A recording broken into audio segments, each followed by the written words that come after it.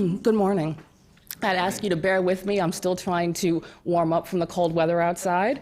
And of course, having a child with medical complexity, my morning this morning was a little eventful getting here, but I made it. And so I would like to thank you for this opportunity just to share a little bit about my story with my wonderfully made daughter, Anaya, who has a child with medical complexity.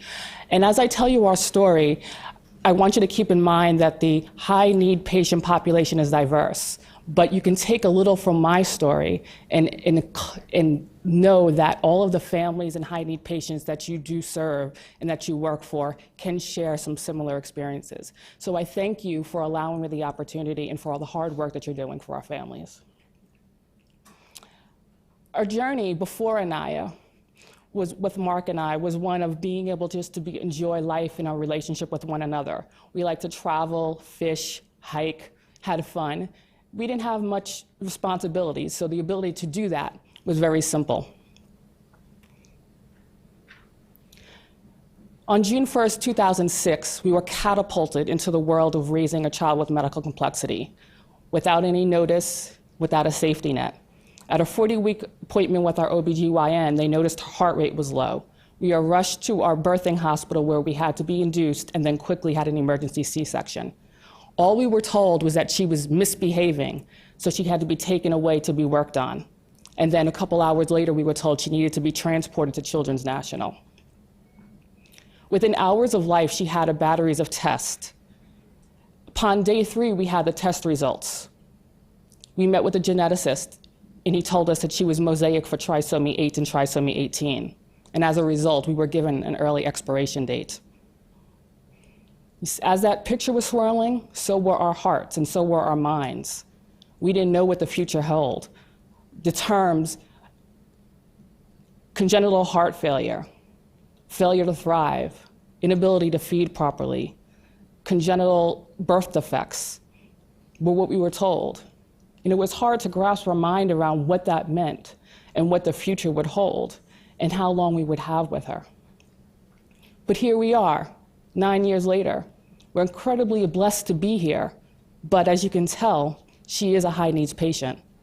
Mark and I have to manage all of these specialty care appointments, therapies, equipment, surgeries, as well as finding a way to integrate her into school, family, and community. We've had to make important decisions about her life, what interventions should be taken, what medication she'd take, second and third opinions, what to do when doctors aren't on the same page. But we do our best. As Dr. Long said, we do it by faith. And it's not as easy as a diagram before, where it's not simple and organized as our care diagram. Our days are much like today. We woke up thinking, I knew I had to be here, get her ready for school. She had a couple seizures, vomited, had to dress her 2 or 3 times, still rush to get her to school, and still be here on time. And that's not uncommon. At any given moment in time, we're always on call. We always have to be available to assess the situation and to intervene when possible. It affects our lives, not just hers. Families of high-need patients also have high needs. We are walking the tightrope without expertise nor a safety net. All we can do is keep our eyes open, steadily move our feet forward, and continue to hope and pray that we will find our way to healthier and safer ground. And that's what we ask all of you to do to help us. All of the work that you're doing may not have all the answers, but it's to help guide us. We don't have a clear path, but it's to at least help guide us and give us faith that someday we may have a safer and healthier ground. Families and patients are vulnerable. Fear of the diagnosis. 9 years in, I still walk into her room every morning with apprehension of what I'm gonna find and if she's still gonna be alive today. That affects my life, that affects our family's life. It affects siblings. Oftentimes we don't have the time, finances, and ability to give our siblings all the time and enjoyment in life that we want, because we spend many days and nights in hospitals and appointments and therapies. We can also spend holidays in the hospital. But it also affects our jobs. Time taken away from work to take care of our child. Family Medical Leave Act may be there, but it doesn't necessarily always give us the freedom and the flexibility to really properly take care of our children. And as a result, we may have to leave jobs or downsize our jobs or pay in order to make it work. It affects our finances, not only because of loss of job and loss of income, but because insurance may not cover everything that's needed. It doesn't always cover for long-term therapies and durable medical equipment, so then we have to figure out how to do that. Transportation may be an option that's not accessible to everyone. We don't have a handicap accessible car. As our daughter is 4'5" and now 85 pounds, we're trying to figure out how we're gonna manage to get her in and out of the car within her wheelchair, picking that up each and every time we need to transport her. How do we pay for parking and gas to go 2, 3, 4 appointments a week? Support. We don't always have support from our family, friends, and community. In our particular situation, a lot of our friends and family are scared to care for her. So respite, that's not a thing that's known in our household. And as a result, it creates torn and split families. Often, we may have to choose who's gonna go take Byron to his basketball games and who's gonna stay home with Anaya, who's gonna be in the hospital on Christmas Day and who's gonna be home in order to afford him the normal Christmas experience. Caregivers themselves are also a population at risk. We do have mental and health issues. There's caregiver stress. We can experience depression and anxiety, weakened immune systems from lack of sleep. I can tell you, probably in the 9 years, I'm lucky if I can get 4 hours of consecutive sleep.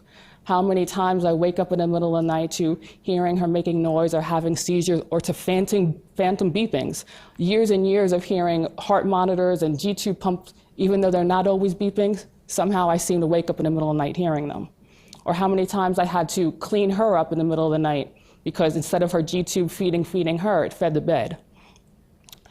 We become obese in some cases because of the inability to properly care for ourselves and the time to exercise and eat properly. We're at higher risk of chronic diseases. Now, 9 years later, I have excessive daytime sleepiness and insomnia as well as Mark does because we don't get a proper amount of sleep every night.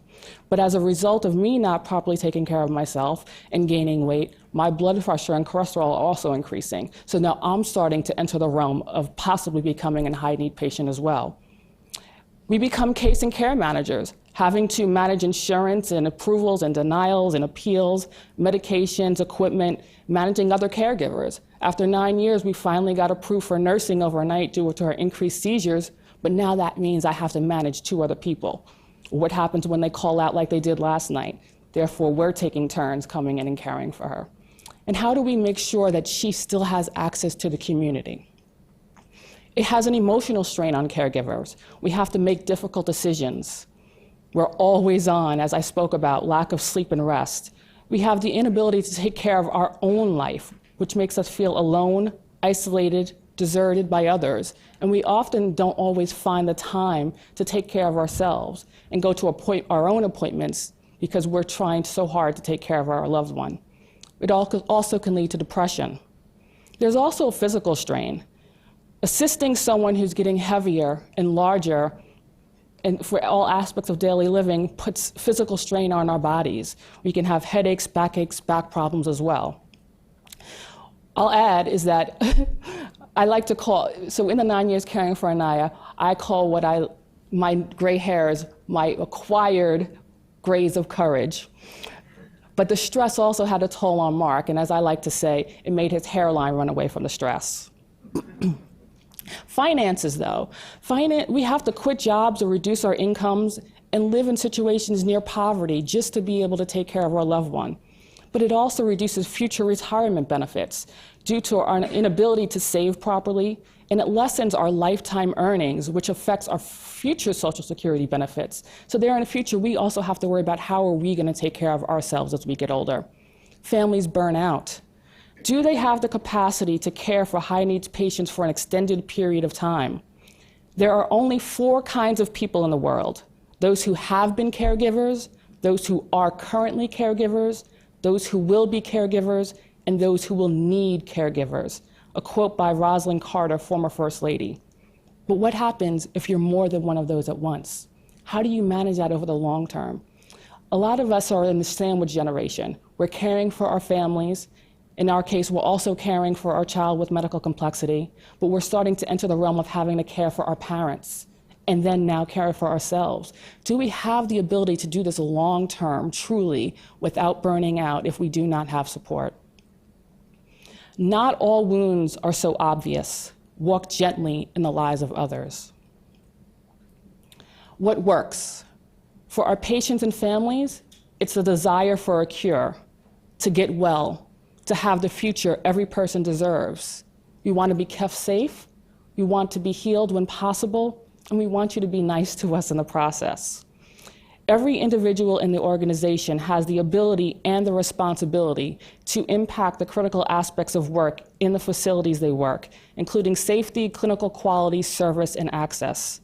Beryl Institute says it is a sum of all these interactions shaped by an organization's culture that influences patient perceptions across the care continuum.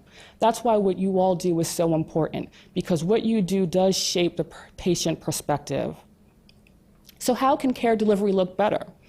I believe it starts with defining good care delivery. We want person and family-centered care planning. I think it should involve not only whole person planning, but also whole family care planning.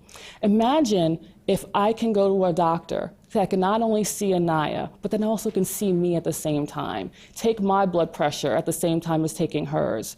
Imagine I can have in the thought process when we have to get new equipment for her, bigger and heavier wheelchairs. Someone says, you know what, maybe we need to work with you as her caregivers on proper transfer techniques, how to lift so that you don't hurt yourself and or hurt her in the process.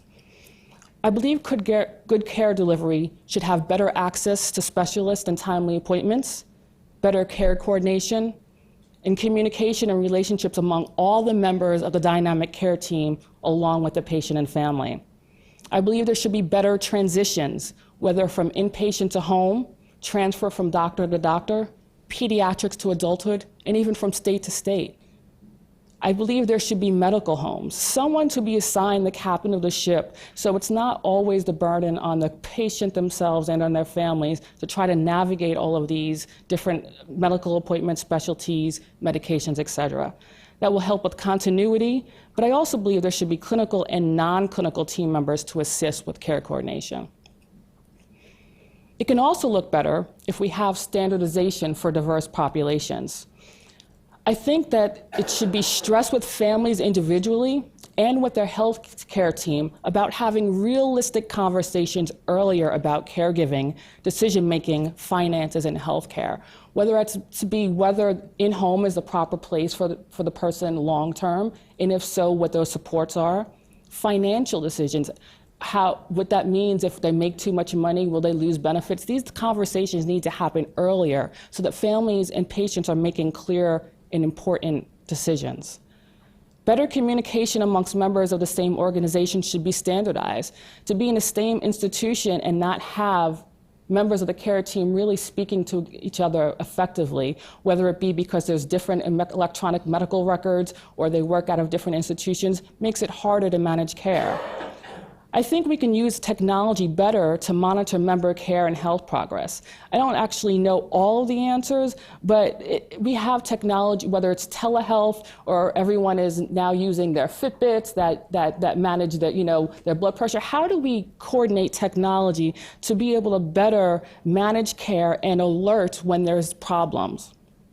I also think that we should try to find a way to alert when patients are not taking their medication, whether that's through conversations in the clinic, but also to find out why. Is it that they can't afford it, or is it they can't get to the pharmacy to get it? We also live in a system where it should be easier for pharmacists to be able to call and say, hey, I saw you haven't picked up your maintenance medication for the last 2 months. What are some of the obstacles? So that way we can try to find an answer. I also think that comprehensive medication reconciliation and management via a pharmacologist that works within the dynamic care team could be very helpful when you're managing a lot of medications that our high needs patients are taking. I also think that there should be some customization around individuals' patients' conditions and their individual needs. We should match team composition and interventions to the patients and families, taking care of both medical and non-medical needs. Communication amongst different members of different organizations may need to be customized initially because we are working with different medical record platforms. But if we can go to the moon, I'm sure we can figure a way that we can find a way for these medical platforms to communicate with one another. And then that can be a standardized procedure. I think there should be provider training on high needs patients, beginning in medical school, so that way they'll understand the needs of our patients, especially our young ones who will be growing and living to adulthood. And I think this should be customized in the beginning, but this also should be standardized. And then customize the coordination of resources, medical, social service, economic, and environmental, dependent on the individual needs. Now, how do we do all of this? Policy, of course. Policy implementation, changes, initiatives. I don't know all those answers either, but what I do know is that families should not have to live near poverty to receive and remain eligible for benefits. Payment for family givers and those living in the home should be considered, as we do have to decrease our earnings and our living potential to care for our loved ones, but also increase wages for home care personnel, better family leave policies for caregivers. Although I think there have been some great improvements in insurance coverage, I do think there's a lot of work still to be done. I think healthcare benefits generally provide better coverage for acute episodes rather than for ongoing care. Prescription drug coverage often is a burden. Durable medical equipment out of reach for many. Long-term therapy as well. And a lot of times, it's not doctors who determine what's covered because of medical necessity, it's the insurers and their definition of medical necessity. I also believe we should break down government silos that inhibit integration. But in all this work, I think the key important thing to remember is no matter what we do with regards to policy, no matter how great or small, it always goes back to the patient and how we meet their needs as best as possible. Our journey with Anaya isn't all bad. There's a lot of love. She's taught me more in her 9 years of life without ever speaking a single word about life, about love, and about joy. And all I think that we really want is to be able to have more time focused on that, more time focused on how to live life versus all of our day-to-day trying to manage. And so I thank you for all the work that you're doing to help us achieve that goal. Thank you.